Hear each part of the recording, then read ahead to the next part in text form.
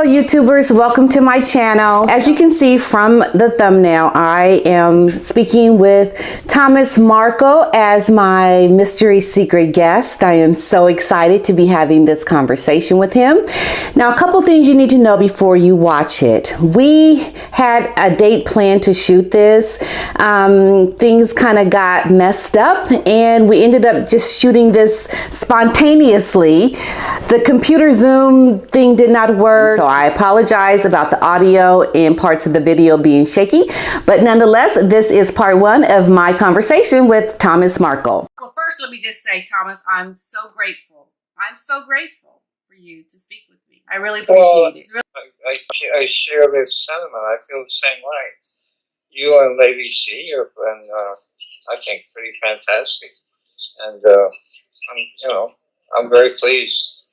You have a lot of supporters, you know. You have a lot of people who really are vouching for you, you know, and everything you've gone through. No father should have to go through what you've been going through. I'm sure you never wanted this kind of thing, did you? No, I never did, and I still don't understand it. You still don't understand it, right? That's the biggest problem. I still don't understand what and why. And I still don't understand why the lying. There's so many weird lies. I mean, you can't lie about the Archbishop, for God's sakes. You know, right? And I mean, you know you're going to be caught. Why are you lying like that? Yeah, you know?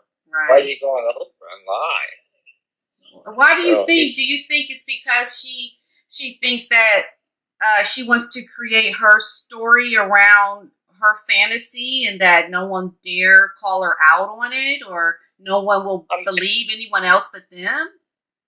I'm guessing it's all fantasy. Her stories about having to climb in and out of her explorer, right? Quarters. That's a joke. That wasn't true.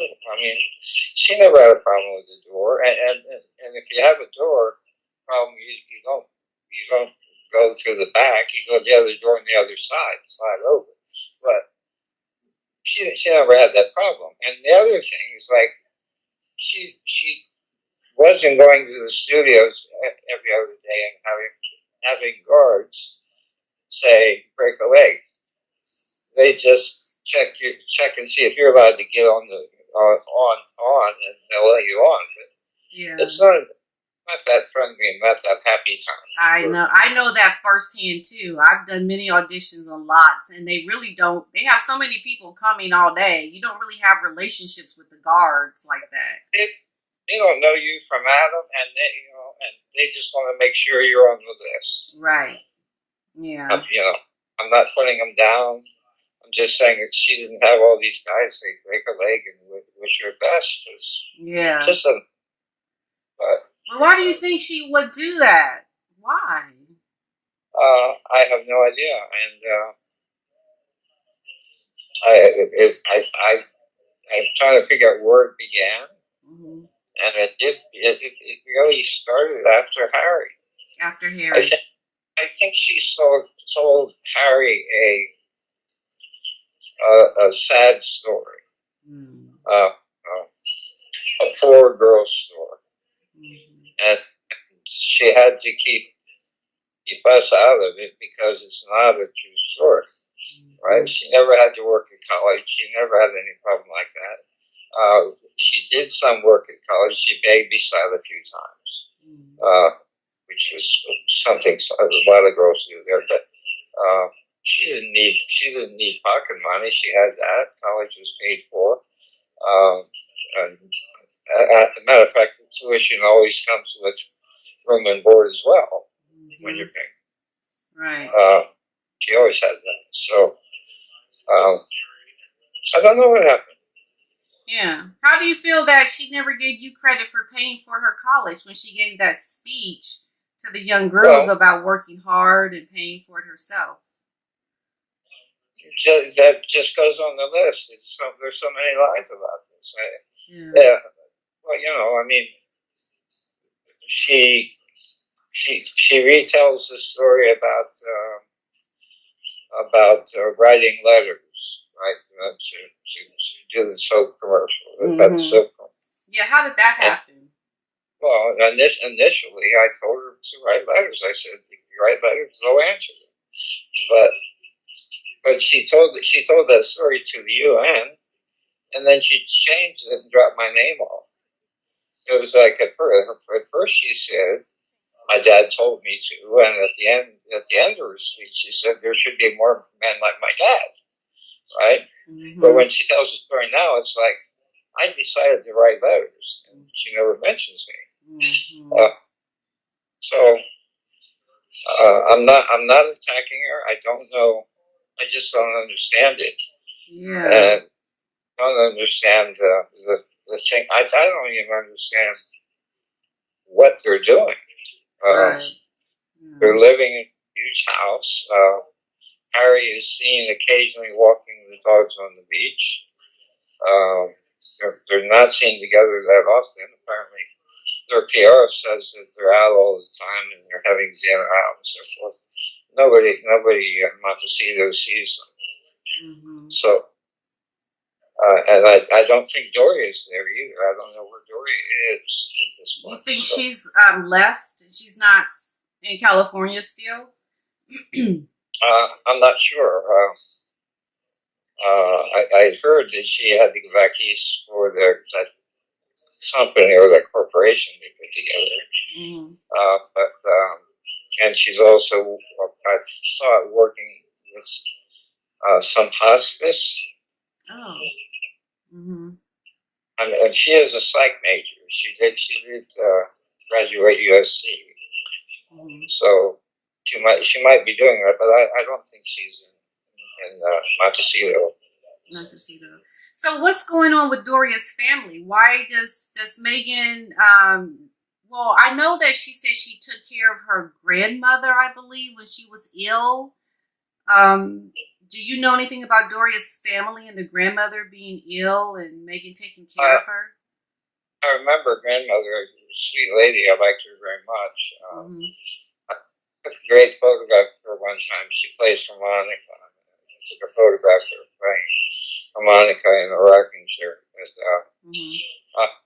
Well, I guess she and her mom took care of her grandma. But not by herself. She never took care. She was too young. Yes. Yeah. She wasn't working at that point either. There's no way she could have been taken care of. So what about the story about when the riots broke out in California and you took Meghan to Palm Springs, but I think she says she was there for the riots. What's the true story? I took Meghan. I went down and picked up Meghan. I offered to take Doria as well. Mm-hmm. And we went to Palm Springs and spent about a week there until it was safe to come back. Okay. As far as her saying burning bushes and things like that, the only burning bush she saw might have been one in the Bible, but she didn't see any burning bushes or anything. No. Okay. No. Okay. Now there was also a story about when Meghan was in college. They said she glued some girls' eyelids together. Is that true?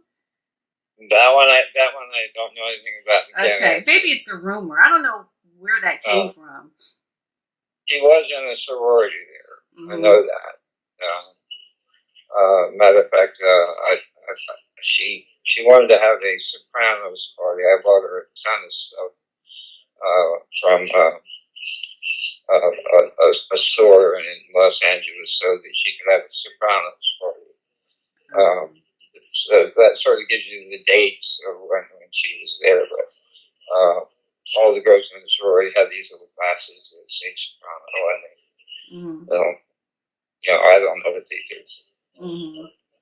So let me ask you this about her friendships. Did she have friends that were like black friends, or did she mostly have white friends?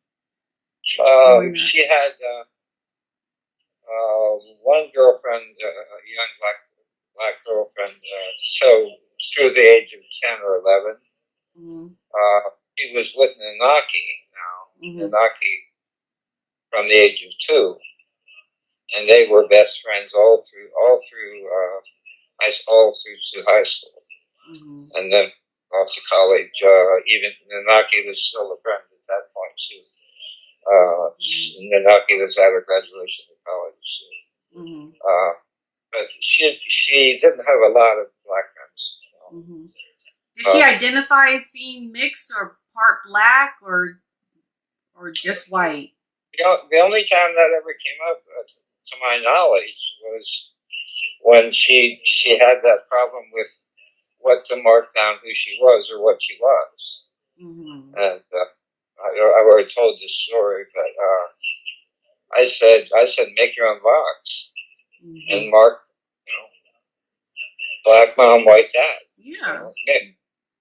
Make it mix. You're mixed, and she did that. Because I said I was support you with that. Do that. When the teacher said you have to mark one box, that's tough for a lot of kids. Yeah, it is. Why make them mark one box? I mean, I don't think you could mark one box. Could you? I mean, if you really think about it. I don't know. I really don't know. I mean, where's your family come over from? Like you? Well, we found out through the royals that we have a lot of Scotch blood. We found out through the royals that we're somehow connected to Robert and Bruce, who was the first Scotland. We don't know that for sure, but according to the royal family, we are direct descendants of Robert and Bruce. I don't know. I can go back and find out. That would be nice to find out your heritage. Do you know anything about Doria's heritage? I know very little. I knew her dad, Alvin, nice guy.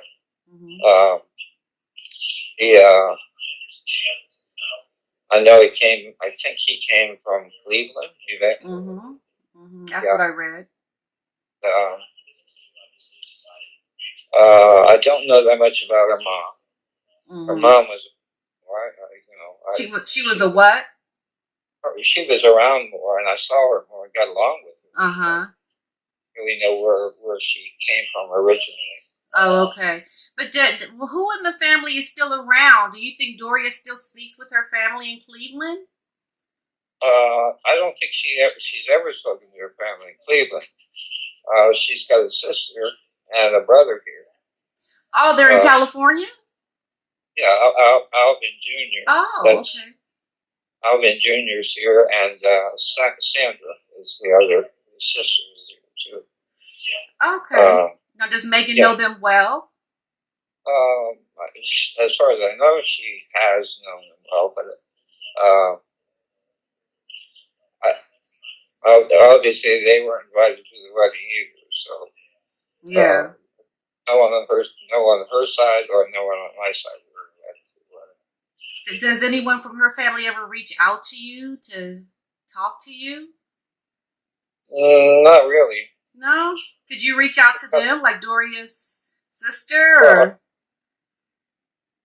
I knew them, and we got along well, and we always got together on holidays and things. Yeah. But from the wedding on, everybody drifted away or got pushed away pretty much. So, you mean from the wedding of Meghan? Yeah. So you guys became separated once Meghan married. Pretty much, yeah. Well, we all got dumped. Okay. Yeah. So I wonder how they feel about it. I mean, it'd be really nice to speak with them and to talk with them. I would love to. Like I said, I tried to get Oprah to give me equal time once they talked, and she didn't respond back. But I dropped off a letter for Oprah, right? I see, to give you equal time, because it would be only fair that if Meghan and them spoke to Oprah, why couldn't you speak with her as well to get your side? Exactly, and Oprah herself, had finally counted some 12 lies that were told during those interviews. Right. I don't know. I haven't spoken to her, but I heard that. So. Yeah, I'd be upset if someone deliberately lied to me like that. Yep, definitely the Archbishop, I'm sure, was very upset. Yeah. But how can, I mean, that's what I'm saying. It's almost like a psycho problem in a way. It's like, that's what it looks like. It looks like psychologically, does she not understand what she's doing?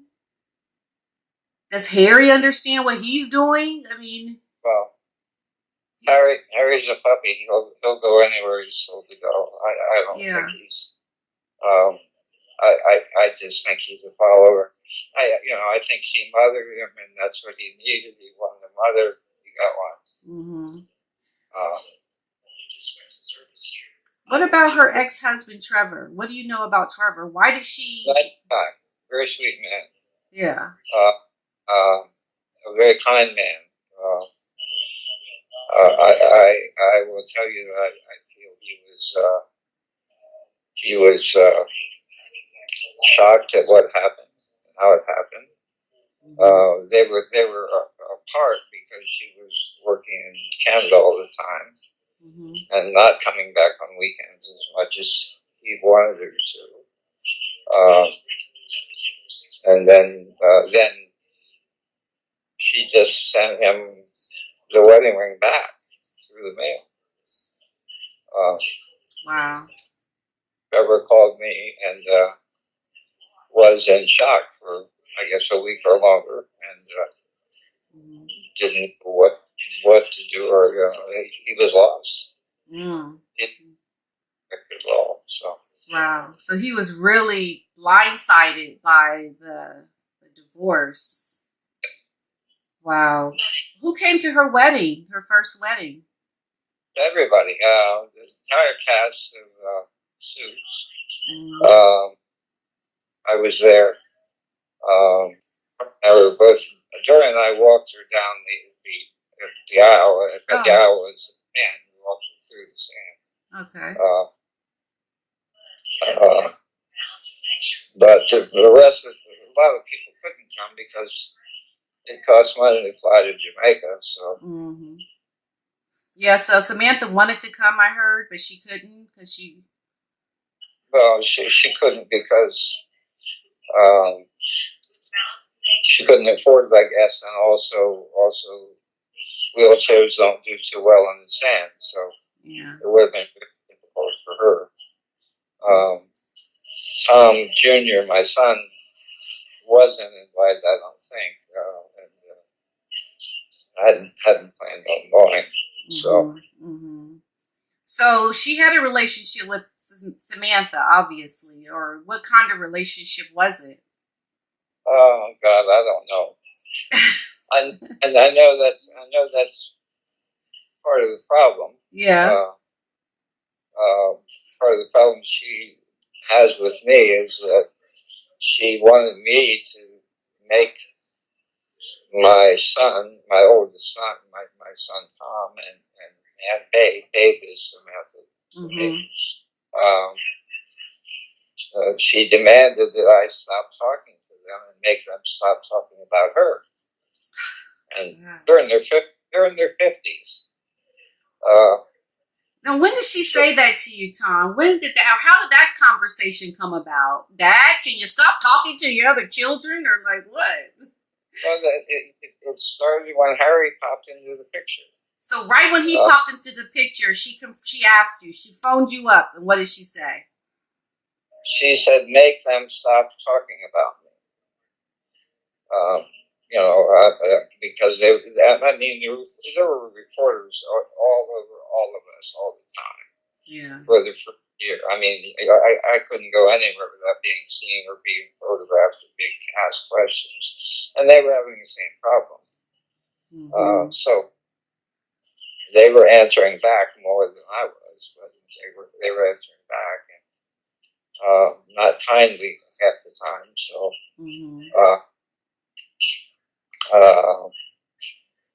Meghan got really mad at me because I couldn't make them be quiet.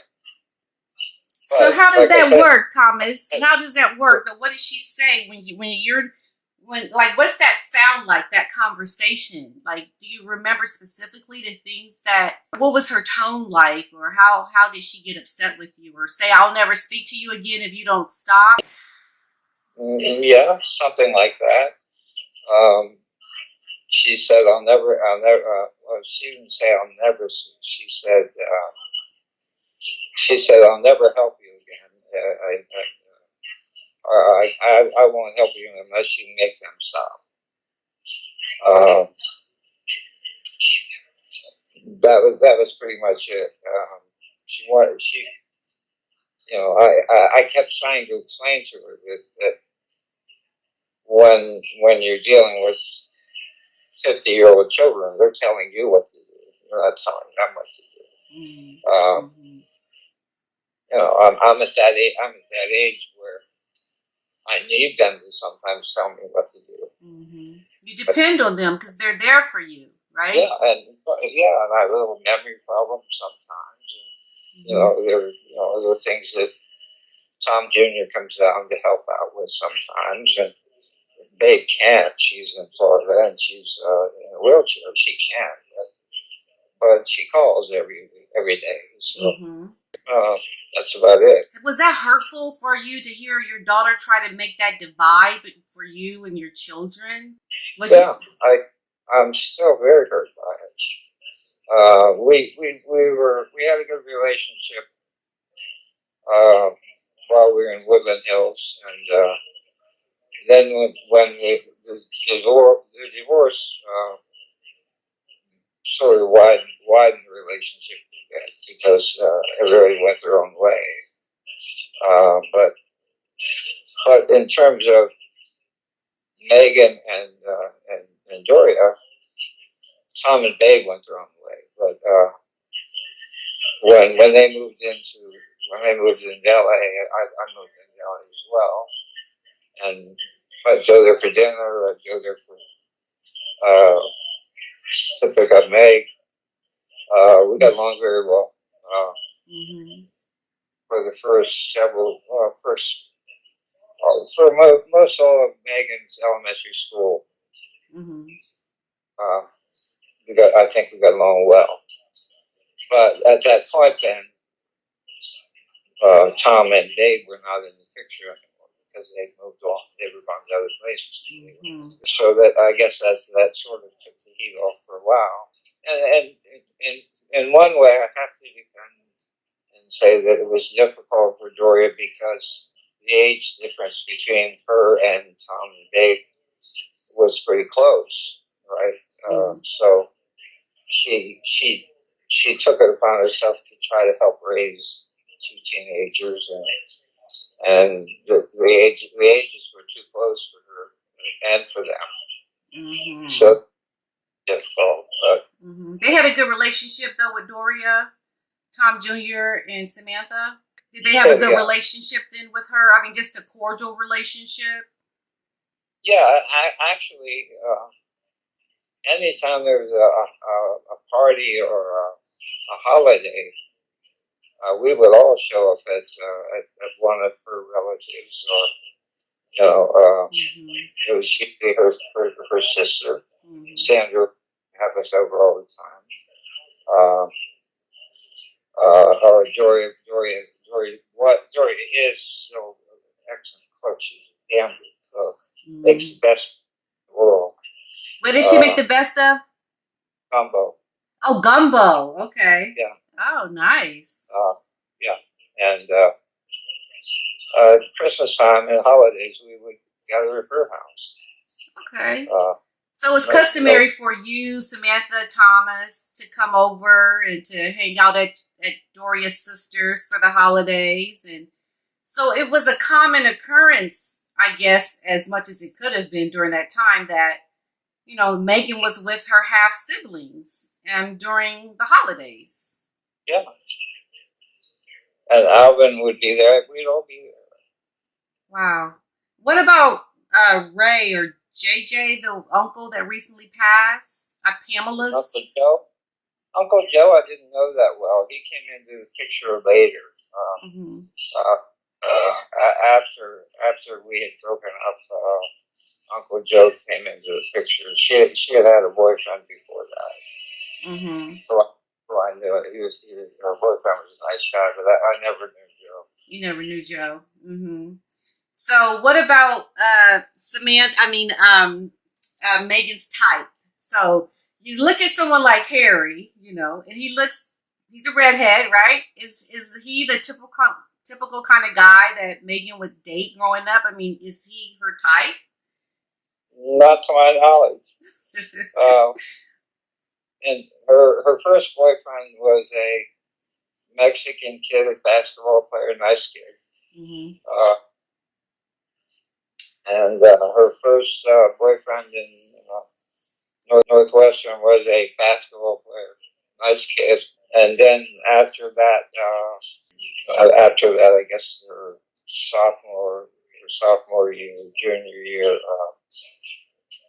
she started dating an Argentine guy. So it's weird for her to be with a redheaded guy, isn't it? It's kind of it's a little different. I mean, Tom Jr. is a redhead. Uh-huh. That's her only real connection with redhead, as far as I know, until she met Harry. I have so little regard for Harry that there's so little to say about him. So that takes me to what happened. I know this is all new for you. And during this time, Meghan says she doesn't want you speaking with your children, or she'll never speak to you again. Do you think that's what happened? Did she ever say you were coming to the wedding?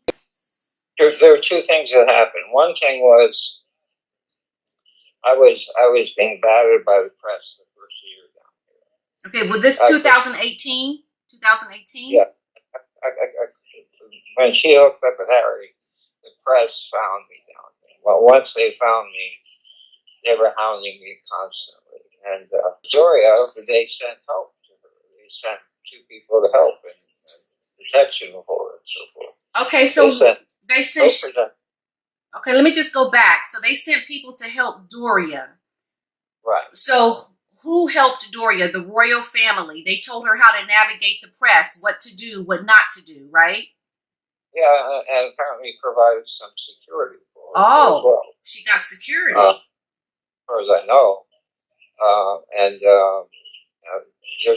You know by now, there's a guy named Jason Knopf who was her assistant, who suggested that they send some help to me. And they denied it. They said, no, don't send them any help. Who denied it? Meghan and Harry.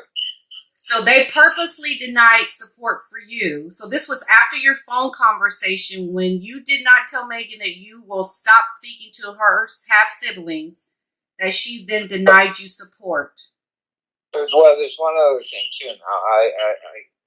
Now, she asked me to come up and visit, and I said, okay, I'm going to come up and visit. I'll be happy to come and visit. When I come up, I want to get a photograph with you, like you have with Doria, where you two are together and walking out the door. I said, I need that photograph, too, because then that might take the heat off me. Mm-hmm. At that point, then Doria said, well, he's only coming up to get a photograph, which was bullshit, pardon my French. Mm-hmm.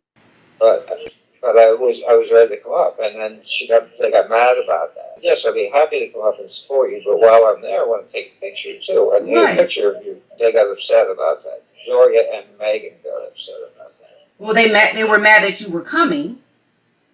They said you're just coming to get a photo, and at that point I said no with it.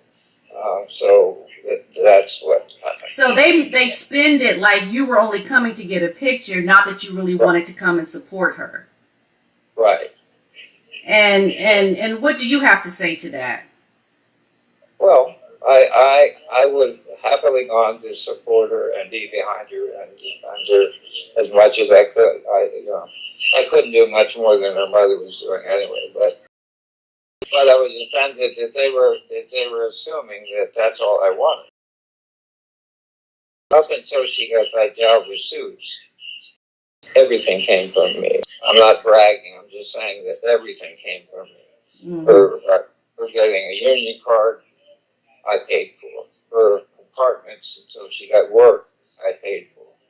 Everything. And it's not a matter of money, it's a matter of our relationship. Our relationship was very tight for a long time. Because you're both in the film industry. She's navigating it. You're working in the entertainment industry. Of course, you're there to guide and help and support her. Until she went off to high school, or until she graduated high school, she was living with me. When she got out of 6th grade and got into high school, or junior high and high school, she lived with me. And then after work, after she would get out of school, if I was working, I'd have her picked up and brought to me at work. She'd wind up doing her homework in a producer's office. Because the producer liked her because she was so smart. And she was also on the set of Married Children. She did work craft services, or helped every.